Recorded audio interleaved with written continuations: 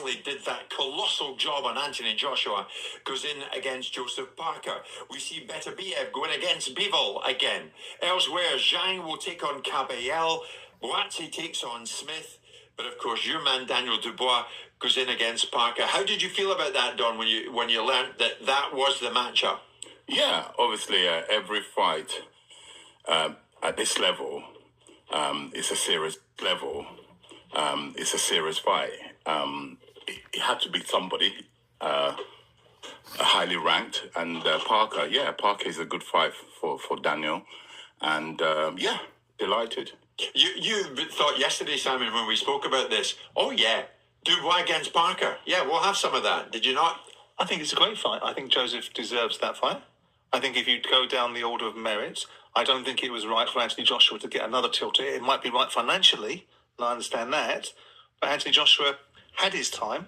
He was the one that was walking into the ring to be anointed, and he was knocked out by Daniel Dubois. He wasn't the champion. Daniel Dubois was the champion. So the only reason he gets a rematch is because he's Anthony Joshua. So Joseph Parker fully deserves this, and it's a great fight. Joseph Parker's in great form. But this is probably a new version of Daniel Dubois. This is the heavyweight champion of the world, not just in people's eyes. This is the bona fide heavyweight champion of the world. We jumped the gun somewhat, Don. We got in touch with your fighter, Daniel Dubois, yesterday, and he's thrilled about it. Have a listen. I think I've got to just go right through and be better at everything, better in every department, in every department, speed, youth, energy, power, everything. I've got to bring it. He's an experienced veteran of the game, so I've got to just essentially just break him down and, finish him off. Finish him off. How different a challenge is Joseph Parker to Anthony Joshua, to your man Daniel? Well, every fighter, Joseph Parker is very experienced, like Daniel alluded there. He's very experienced. He brings a lot to the table. He's got good IQ. In terms of what's the difference between himself, Parker, and that of Joshua, the dangers they possess, they're all heavyweights, okay? And every heavyweight can punch. And make no mistake about it, we the same way we were switched on for Anthony Joshua, we're going to leave no stone unturned for Joseph Parker, yeah? Yeah. Because now Daniel has a big target on his back. Normally he's the underdog, right? We're going into that. I don't know what the bookies are going to make it. So we are aware of that it's all very well. It's hard to win the title. It's harder to keep the title. We're aware of that. And the fighter is aware of it because the team we have was a very, very solid team. Does Daniel still have his feet very much on the ground, Don? Because everybody was absolutely amazed at the way he dispatched Anthony Joshua. It's fair to say. You said to me the way in, watch this fella. Yeah, he's ready. Yeah, he's ready. But nobody, including myself, none of us expect. Did you, Simon? Did you expect Dubois to send Joshua packing in such spectacular fashion? No, I didn't. And those are the words of Talk Sports Radio when interviewing Don Charles. And let's see. We were looking at, I was listening to what Daniel Dubois said when he was in fact like, yeah, I need to go in there and, break him down and finish him off.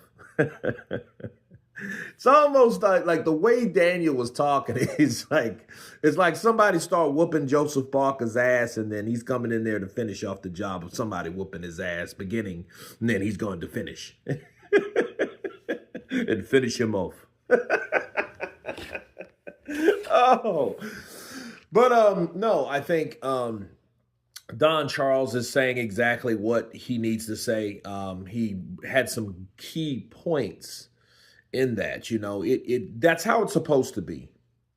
It's supposed to be exactly like Daniel's getting it, and I think this is a beautiful age of boxing, not for the money and not for the stars and the pizzazz and all that stuff. No, not for that.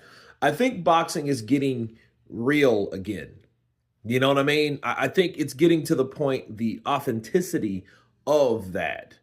Boxing is getting where it's supposed to be. See, Daniel took out the cash cow. Took him out. And there's no rematch. So guess what? He took him out. and he's gone for right now. We don't know when he's going to come back. But since he's gone, while he's gone, Usyk beat Tyson Fury, the other cash cow, the other guy, the big wig in the division. And what's happening now, we're getting a lot of fights now that we probably wouldn't have received anyway.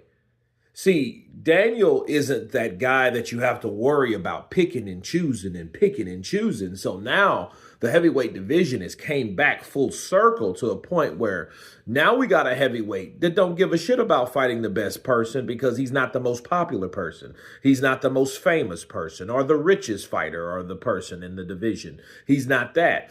He's just worried about doing the task at hand, doing his damn job.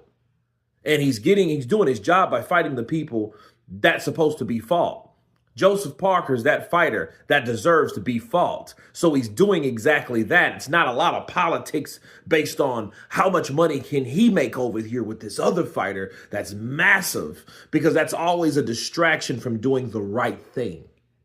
Okay, you guys understand me. So I'm glad that Daniel Dubois has that damn belt, and I'm glad that he is fighting his ass off to keep that damn belt.